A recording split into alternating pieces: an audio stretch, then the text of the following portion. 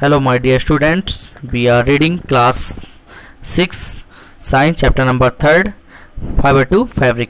प्यारे बच्चों, हम क्लास 6 का साइंस का चैप्टर नंबर 3 पढ़ रहे थे और अपनी जो आज क्लास रहेगी वो रहेगी yarn to fabric।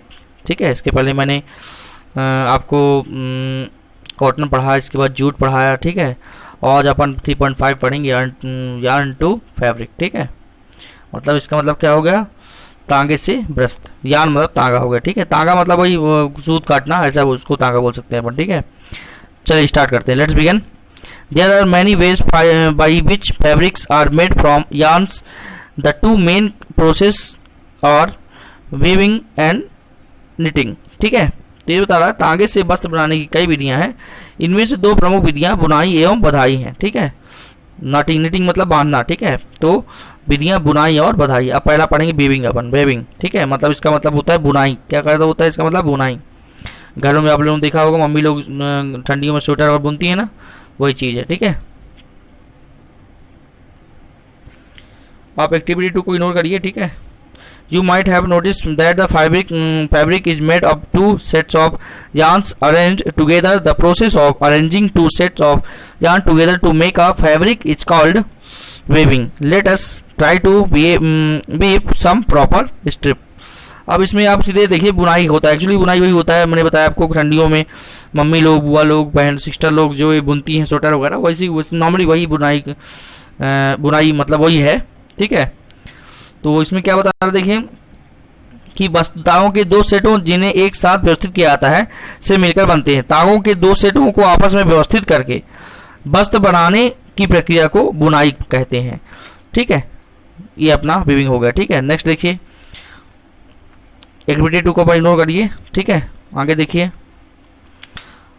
ये देखिए वही है जैसे कोई अपने यहाँ का भी पेंटर वो पेंटर बोलता हूँ, सिलाई सिखाने वाले वो आते हैं ना, या कि औरतें या कि सिस्टर्स आपकी सिलाई सीखने जाती हैं, तो कढ़ाई वगैरह ये सब वही चीज़ें हैं। कढ़ाई सिलाई सब इसी के अंदर आता है। ठीक है, तो कोई नई चीज़ नहीं है, वही चीज़ है। ठीक है, तो इसमें कंफ्यूज नहीं होना है। 2 मिनट। ठीक है, तो ये देखिए इसमें क्या लिखा है, वीविंग विथ पेपर स्ट्रिप्स। ठीक है, कागज की पट्टियों से बुनाई। तो मतलब बिनाई का मतलब वही चीज़ है। ठीक है, मैं बता रहा हूँ आपको।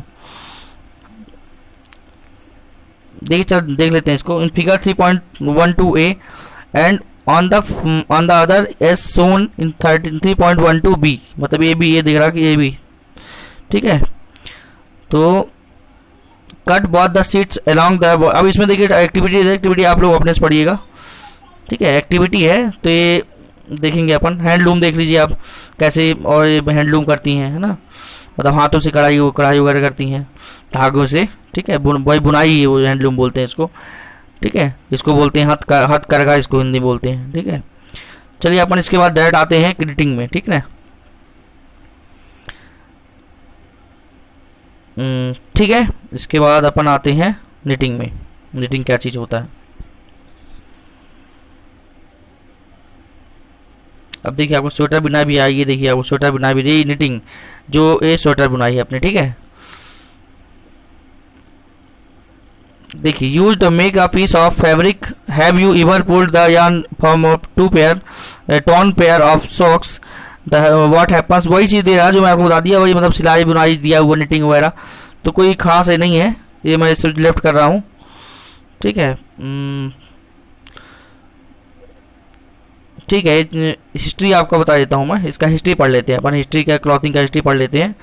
बाकी तो फिर कुछ नहीं है इसमें। सिलाई कढ़ाई बुनाई वही जो मैं आपको एग्जाम्पल दे चुका हूँ, सिंपल लैंग्वेज में आप ये समझिए वही चीज़ है। चलिए 3.6 में अपन आते हैं हिस्ट्री ऑफ क्लॉथिंग मटेरियल। ठीक है, तो बस सामग्री का इतिहास देखिए। Have you ever wondered that the materials people use to ancient times for cloth. अब ये इसमें है कि क्या आपने कभी यह जानने का प्रयास किया है कि प्राचीन काल से में लोग पहनने के लिए किस सामग्री का उपयोग किया करते थे। It appears that in those times people use to bark and big leaves of tree और animals skin and furs to cover themselves. है ना, ये तो वन पढ़ चुके हैं कि पुराने ज़माने के जो लोग थे ना, तो क्या करते थे, वस्त्रों के विषय में पूर्व प्रमाणों से यह परिचित होता है, ऐसा मतलब प्रतीत होता है कि पैरम में लोग वृक्षों की छाल, बड़ी बड़ी पत्तियां, जंतुओं की चर्म, ठीक है, समूच अपने शरीर को ढकते थे। After people began to settle in the agriculture, इसके बाद क्या उन्होंने खेती करना धीरे धीरे स्टार्ट किया। They learn the beef twigs and gross into mats and basket. अब वो धीरे धीरे क्या बनाना सीख गए, पतली पे टहनियों और घास को बुनकर चटाइयाँ और डालियाँ बनाना सीख लिया। फिर देखिए Vines, animal fleece and hair were twisted together into long strands. These were woven into fabrics. The early Indians wore fabrics made out of cotton that grew in the regions near the river Ganga.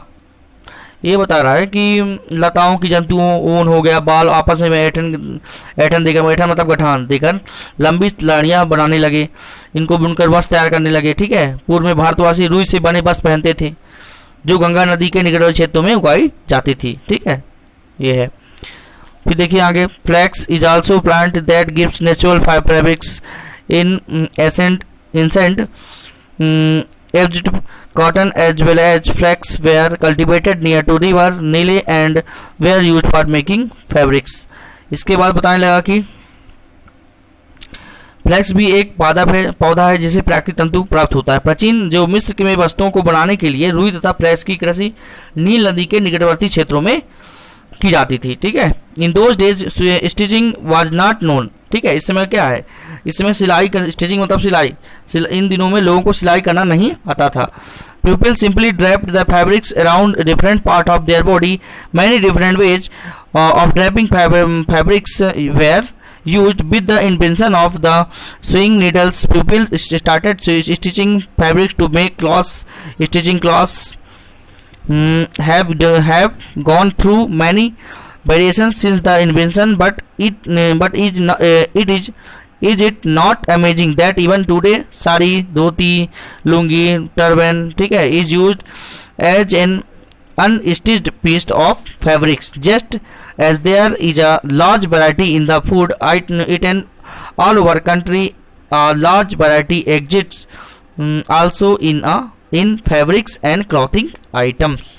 ये बता रहा है कि उन दिनों में लोगों को सिलाई करना नहीं आ रहा था। उस समय लोग अपने शरीर के विभिन्न भागों को वस्त्रों से आच्छादित कर लेते थे।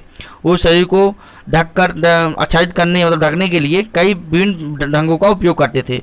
सिलाई की सुई के आविष्कार के साथ लोगों ने वस्त्रों की सिलाई करना सीख लिया, पहनने और कपड़े भी पहनना मार्केट में आने लगे। इस आविष्कार से पश्चात सिले कपड़ों में बहुत सी विभिन्नताएं आ गई। ठीक है, डिजाइनें बहुत सी आ गई, साड़ियाँ, धोतियाँ, लुंगियाँ हो गई, लुंगी वगैरह हो गई।